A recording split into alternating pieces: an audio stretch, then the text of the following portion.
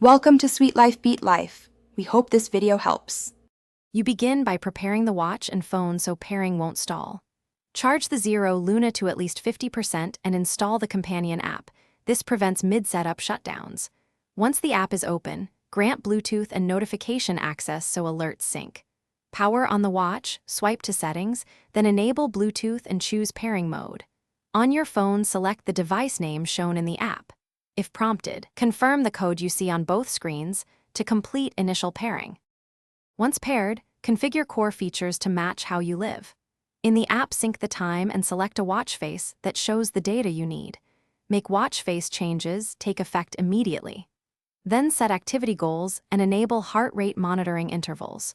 Shorter intervals mean more battery use but finer data.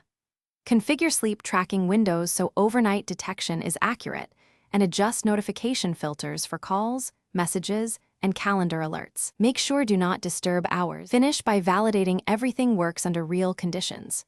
Do a quick 1-minute walk to confirm step counting, tap heart rate to ensure sensor response, and start a short workout to test GPS or connected tracking. Then check for firmware updates in the app and apply them. Updates fix bugs and improve battery life. If data stops syncing, reboot the watch first, then repair Bluetooth in the app, and if needed, clear the app cache on your phone. That single reboot or repair resolves most issues.